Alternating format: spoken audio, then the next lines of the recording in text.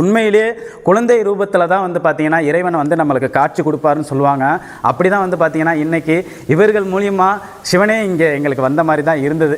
கிட்டத்தட்ட 1000 ஆண்டுகளுக்கு முன்பு மிகப்பெரிய ஆட்சி ஆண்ட ராஜேந்திர சோழனும் இரண்டாம் குலோத்துங்க சோழனும் மற்றும் எண்ணற்ற மன்னர்களுடைய சிற்பமும் முனிவர்களுடைய சிற்பமும் இங்கே இருக்கிறத பார்த்து ரொம்ப ஆச்சரியப்பட்டோம். அதனால தான் ஒரே நாளில் நாங்கள் முடிவெடுத்து இந்த இடத்துல வந்து இருக்கிற அனைத்து விக்கிரகங்களையும், ஏன்னா அந்த விக்கிரகங்கள்லாம் நான் பழைய காணொலியை நான் காமிக்கிறேன். பார்த்தீங்கன்னா முழுக்க முழுக்க முழுக்க பூஞ்சை தொற்றாக தான் இருந்தது. பூஞ்சை தொற்று விக்கிரகங்கள் மேலே இருக்கிறது ரொம்ப ரொம்ப பாவம்னே சொல்லலாம். அதனால தான் நாங்கள் ஒரே நாளில் முடிவெடுத்து இருக்கிற எல்லா விக்கிரகங்களையும் நாங்கள் சுத்தம் பண்ணி எங்களால் முடிந்த உழவார பணியை நாங்கள் செஞ்சுருக்கோம். இந்த உழவார பணியில் கலந்து கொள்ள முடியாத அன்பர்கள் அடுத்த உழவார பணியில் கண்டிப்பாக கலந்துக்குங்க. ஏன்னா சென்னை, ஈரோடு, நாமக்கல் அங்கே இதெல்லாம் தொடர்பு கொண்டீங்க.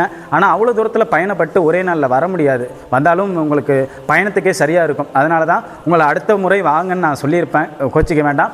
அடுத்த முறை கண்டிப்பாக இந்த கோயிலுக்கு எங்களோட கரம் கோர்த்து நீங்களும் இந்த பணியை மேற்கொள்ளுங்க. ஏன்னா இங்கே இருக்க சிவபெருமான் வந்து பார்த்தீங்கன்னா சுயம்பு வடிவில் தான் காட்சி அளிக்கிறார். அப்போ எப்பேற்பட்ட ஒரு கோயிலாக இது இருந்திருக்கும் நம்ம எல்லோரும் நம்ம நினச்சி பார்க்கணும். கண்டிப்பாக இந்த கோயில் மிக விரைவில் கும்பாபிஷேகம் நடைபெறணும்னு தான் நாங்கள் விரும்புகிறோம். இந்த காணொலியை அதிகமாக பகிர்ந்து தெரியப்படுத்துங்க. ஏன்னா இந்த மாதிரி ஒரு கோயில் இங்கே இருக்குது, இந்த மாதிரி ஒரு ஊரில் இருக்குன்றது எல்லோருக்கும் தெரிஞ்சிட்டாலே இந்த கோயில் வந்து நல்ல முறையில் பயன்பாட்டுக்கு வந்துடும். நிச்சயம் நல்லதே நடக்குன்ற ஒரு நம்பிக்கையில் தான் இந்த காணொலியை பதிவு பண்ணுறேன்.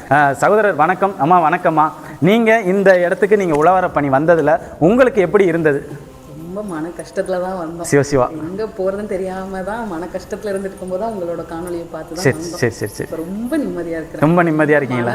இப்பதான் நிம்மதியா இருக்கு. பாத்தீங்களா, இதுதான் இந்த ஒரு உணர்வு தான் எல்லோரும் அனுபவிக்கணும்னு நாங்க விரும்புறது. ஏன்னா ஒவ்வொரு குடும்பத்திலையும் பல கஷ்டங்கள் இருக்கும். அது எங்கடா நிம்மதி எங்க கிடைக்கும்னா அது இங்கே தான் கிடைக்குது. அதை வந்து தம்பதியினர்கள் கண்டிப்பா உணர்ந்திருப்பாங்க. இறைவன் வாழ்ற இடமே இதுதான். அப்ப நம்ம எங்க இருக்கணும்? இங்கே தான் இருக்கணும். கண்டிப்பா இறைவன் நம்ம உள்ளத்துல இருக்கிறதுனால தான் நம்ம இங்கே வந்து நிற்க முடியுது. அனைவருடைய உள்ளத்திலையும் இறைவன் குடிகொண்டிருக்கான்.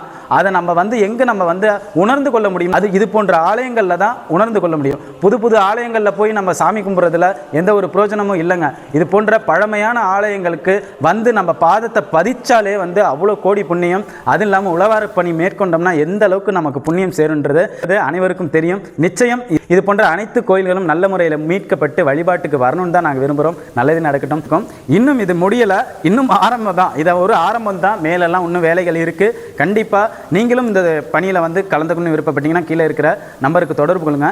இந்த கோயில் எங்கே இருக்குன்னு பார்த்தீங்கன்னா பெரம்பலூர் மாவட்டம் ஆலத்தூர் வட்டம் கொளத்தூர் என்ற ஊரில் ஏரிக்கரை ஓரமாக தான் இந்த கோயில் அமைஞ்சிருக்கு.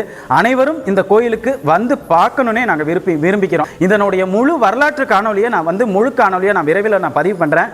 நன்றி. வாழ்க தமிழி.